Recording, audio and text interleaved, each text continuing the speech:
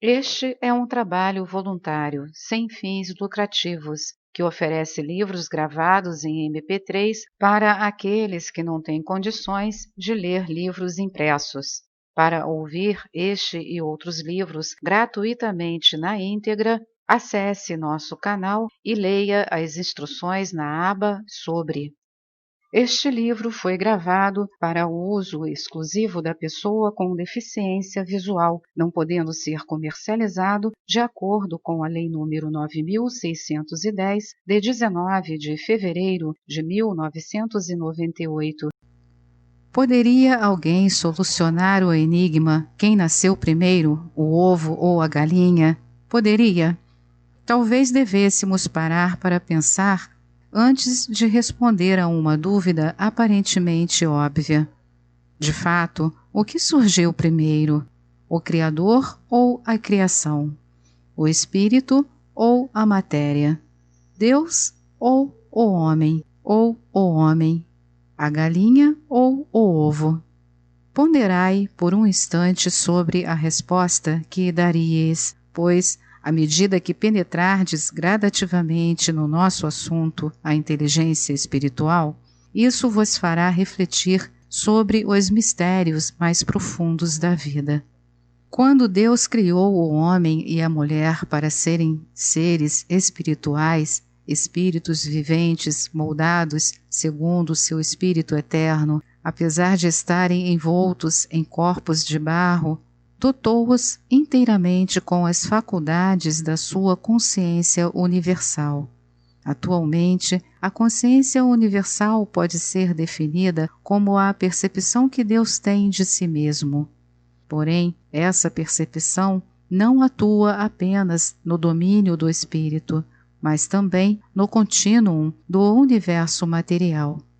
Porque o homem é tanto divino quanto humano, é capaz de integrar as personalidades superior e inferior, que são igualmente espirituais e materiais. É sua responsabilidade fazê-lo, e é também sua responsabilidade integrar em seu interior o mundo finito em contínua transformação ao magnífico mundo real do infinito. O objetivo de estardes na Terra. O objetivo de estardes em uma escola planetária é, primeiramente, desenvolverdes as qualidades magistrais que são uma parte do caráter e do ser de Deus, de acordo com o vosso livre-arbítrio. Quando Deus vos criou à sua imagem e semelhança, dotou-vos com sua chama eterna. Essa chama foi e é a essência absoluta dele, e uma vez que ele deu-a para vós, essa é também a vossa essência. Parai agora e reflete sobre essa verdade. Considerai que quando Deus vos deu a dádiva da chama, deu-vos a dádiva dele mesmo. Ele ancorou essa chama, a centelha divina, no vosso coração. E ali ele se mantém em vigília convosco, desde o vosso primeiro alento até o derradeiro. Aceitai essa verdade como um fato espiritualmente científico e habitai para todo o sempre na chama eterna de Deus e no eu divino. O grande Espírito é todo bondade e todo inteligência. Como centelha espiritual do grande Espírito, fostes criados para internalizar sua plena bondade e inteligência. Reflita o caráter do eu divino. Mas, vida após vida, muitos de vós restringistes vigorosamente a manifestação da bondade e da inteligência divina. Estabelecestes padrões kármicos autolimitadores, estabelecestes limites ao redor do vosso quintal e ali permaneceis, resguardando-vos das oportunidades da vida sem nunca colocar em prática nenhuma delas.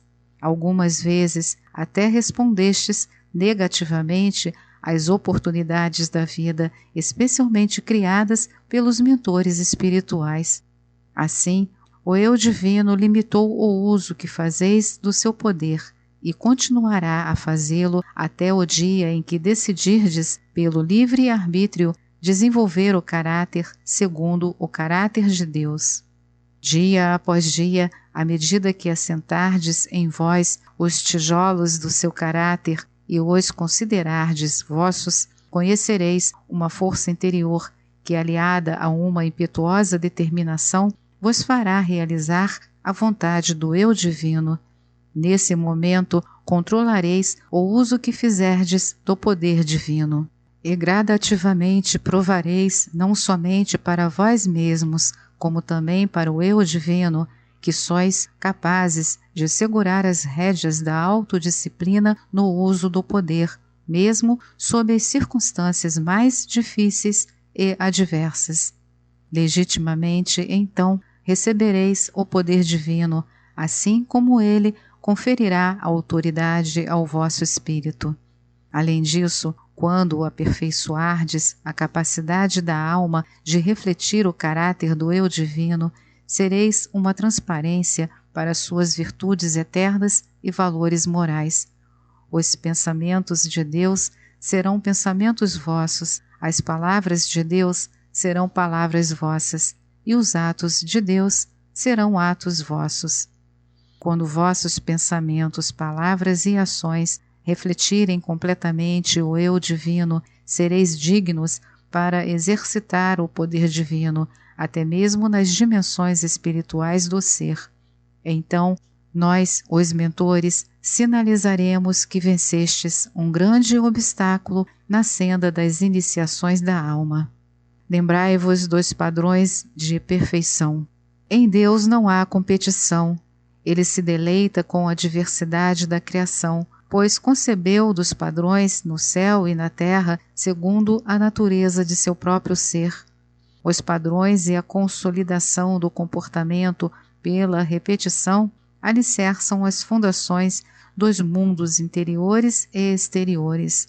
A criação foi padronizada por Deus no início deste ciclo cósmico e, ao final, ele reunirá os pergaminhos que falam sobre o comportamento e os arremessará no fogo sagrado para simplesmente repetir o processo no próximo ciclo cósmico e no seguinte.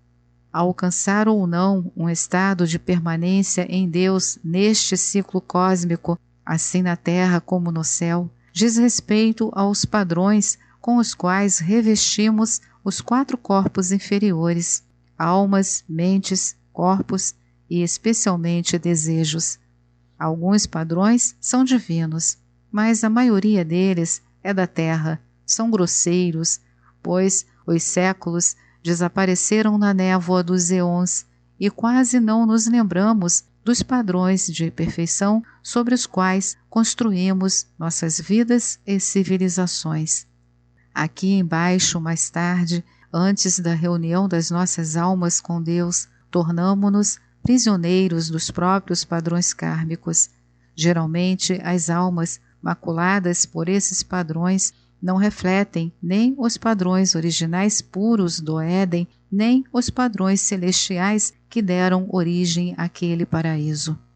Mesmo assim, é indispensável lembrar que se estivermos prestes a entrar nos reinos da vida eterna, a alma e os 4 corpos inferiores devem fundir-se àqueles padrões, para nunca mais se separarem dos padrões da progenitura original em Deus. Deus deseja a vossa felicidade. O Senhor Deus não deseja perpetuar o veredito com o qual sentenciou Adão e Eva e outras chamas gêmeas que estudavam na antiga escola de mistérios denominada Éden. Foi o próprio homem quem o perpetuou, com a autopunição e a crença na mentira da condenação eterna impingida a ele pelos anjos caídos. Jesus Cristo refere-se a esses anjos perversos como lobos em pele de cordeiro. Assim eram e assim são. Até hoje disseminam a filosofia do fogo do inferno e da condenação. Deus não deseja perpetuar a infelicidade do homem, não deseja vê-lo flagelar-se pelos pecados que ele há muito perdoou e esqueceu, e não mantém indefinidamente o seu estado de imperfeição. Quando o próprio homem compartilhar dos anseios de Deus, não mais verá a si mesmo como infeliz, pecador ou imperfeito. Mas, até que o homem realmente compartilhe dos anseios de Deus para ele, o eu divino colocou-o sob sua proteção, colocando no ponto certo as defesas e os obstáculos necessários, o que inclui um marco para o óbito aos 70 anos. Essa limitação no tempo médio de vida foi estabelecida para impedir a perpetuação das características indesejáveis dos pensamentos e sentimentos mortais. Esta é mais uma edição do canal Livros Falados Voz Humana. Que o bem, o bom e o belo se multipliquem em benefício das criaturas.